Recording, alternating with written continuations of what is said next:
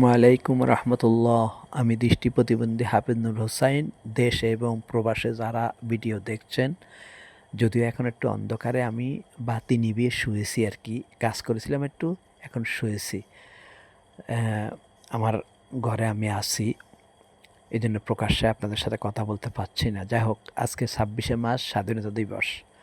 পাকিস্তানের শাসক গোষ্ঠী জুলুমবাজ, মোনাফেক, বেঈমান, লুণ্ঠনকারী, কি দিয়ে আমি তাদেরকে বিশেষণ দিব, কীভাবে তাদেরকে সম্বোধন করব? তারা এখনও ভালো না। তাদের এক বড় আলেম বলেছিল পাকিস্তান এখনও স্বাধীন নেই, এই জন্য আমি পাকিস্তানকে ঘৃণা করি। তবে পাকিস্তানের জনগণের সাথে আমার কোনো বিরোধ নাই, আমাদের কোনো বিরোধ নাই। তবে পাকিস্তানের জনগণকে বলবো, 20-30 লাখ বাঙালি এখনও পাকিস্তানে আছে, তাদেরকে যেন পাকিস্তান সরকার নাগরিকত্ব দেয়। আর কেউ যদি বাংলাদেশে আসতে চায়, তাহলে অবশ্যই তাদেরকে বাংলাদেশে পাঠিয়ে দেওয়া দরকার। আর বিহারি যারা আছে তাদেরকে পাকিস্তানে নিয়ে যাওয়া দরকার, যদি তারা পাকিস্তানি নাগরিক হয়ে থাকে। দয়া করে আপনারা যদি প্রকৃত মুসলমান রাষ্ট্র হন, তাহলে বাঙালি যারা আছে তাদেরকে নাগরিকত্ব প্রদান করুন, তাহলে আপনাদের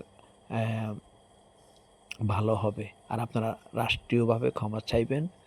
আর যারা এই পূর্ব পাকিস্তান, পশ্চিম পাকিস্তান ভাঙার কাজ করেছে, তাদেরকে আপনাদের দেশে যদি কেউ থেকে থাকে তাদেরকে সাজা দিবেন।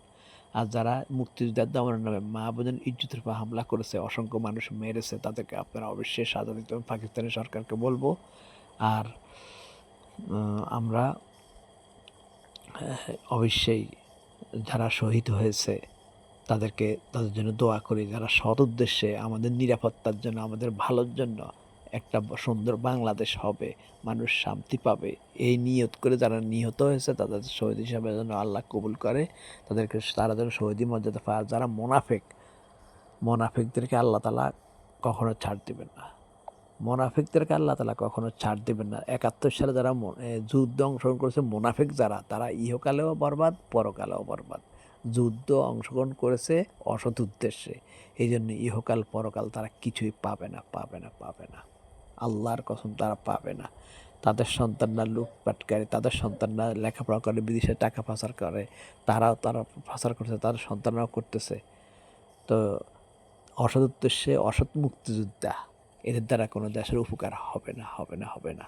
যারা মুক্তিযুদ্ধের বিরোধিতা করেছে, বলেছে জামাত, তাদের দ্বারা দেশ উপকার হবে, ইসলামপন্থীদের দ্বারা দেশ উপকার হবে।